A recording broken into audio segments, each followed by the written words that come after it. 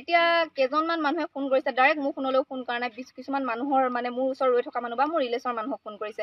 Phone কৰি সেই টাইমত কৈছে কি হ'ল, তোমালোকৰ কঠীয়াহে গৈছে, কঠীয়াৰ কাৰণে ইমান হুলস্থুল কৰিছে, বেলেগতো ঘৰো গৈছে।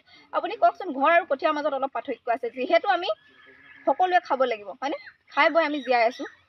মই মানে সেইটো ক্ষেত্ৰত মই এইটোৱে ক'ব বিচাৰিম, কি হ'ল কঠীয়াহে গৈছে সেই প্ৰশ্নটো যাতে নানিব। যদি আপুনি প্ৰকৃত কৃষক হ'ল হয়, আপুনি সেইটো বুজি পালে হয়, কঠীয়াৰ মূল্য কিমান, কৃষকৰ আৱেগ কিমান, আপুনি তেতিয়া বুজি পালে হয়। হয়তো আপুনি চাগে কৃষক হয় নহয় মই নাজানিম, আপুনি ভাত খাই জীয়াই আছে নে কি খাই জীয়াই আছে সেইটোও মই নাজানিম।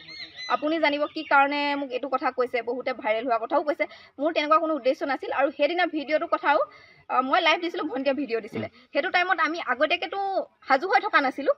মোৰ আগতে লাইভ যোৱা কোনো মানে আগতে মোৰ লাইভ যিহেতু মই তেনেকৈ নাযাওঁ, মোৰ মানে এতিয়া মই সেইদিনা তৎক্ষণাত লাইভ গৈছোঁ, কাৰণ আমিতো বহুত ৰিকুৱেষ্ট কৰিছিলোঁ কঠীয়াখিনি ৰাখিবৰ কাৰণে, কি কৰিম কি নকৰিম হয়। ভণ্টিয়ে ভিডিঅ' বনালে, মই লাইভ বনালোঁ। আগতীয়াকৈ আমাৰ কোনো প্ৰিপেৰেশ্যন নাছিল।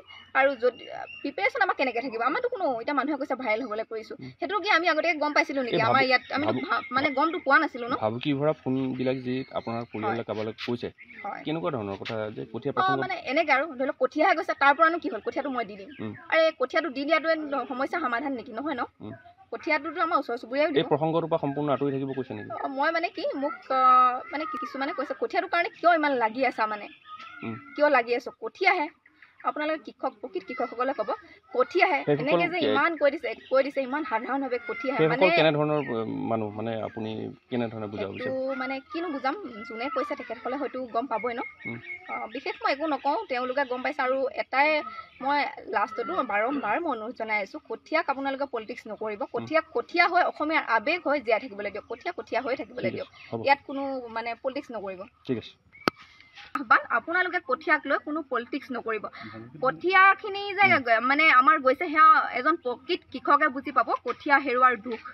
ভাবুকি মানে মইতো আপোনাক কৈছোঁ, কিছুমানে কৈছে ভাইৰেল হ'বলৈ কৰিছে, কিছুমানে কৈছে আপোনালোকে আমুকটো ৰাজনৈতিক দলত যোগদান কৰিছে। মইতো স্পষ্টকৈ কৈ দিছোঁ, মই স্পষ্টকৈ কথা কৈ ভাল পাওঁ। আমি কোনো ৰাজনীতি দলত আমি যোগদান কৰা নাই। আমি কোনো ৰাজনীতিক মানে কঠীয়া বস্তু আপোনালোকে মই হাতযোৰ কৰি আপোনালোকক আহ্বান জনাইছোঁ, কঠীয়া বস্তুটো কেতিয়াও ৰাজনীতিক বস্তু নহয়। কঠীয়া কেতিয়াও ৰাজনীতি গ'লে আপোনালোকে কোনো নাটানিব। আপোনালোকে যে কঠীয়াৰ পিছত ইমানবোৰ দৌৰি আছে, আপোনালোকে এতিয়া এই ভুলটো কিয় বিচাৰ কৰা নাই? যোনজন মণ্ডলৰ হওক বা প্ৰশাসনৰ হওক, আপোনালোকে আমাৰ ঘৰত আহি থকাতকৈ, আমাৰ পিছত লাগি থকাতকৈ আপোনালোকে, মই ভাবোঁ কাৰ দুখ আছিলে আমাক কঠীয়াখিনি তেনেকৈ উচ্ছেদ অভিযান চলোৱা বা JCB নমোৱা, আপোনালোকে সেইটোৰ ওপৰত বেছি যদি গুৰুত্ব দিয়া মই বেছি ভাল পাম। মানে ভুল কাৰ গাত আছিলে আপোনালোকে সেইটো বিচাৰ কৰক।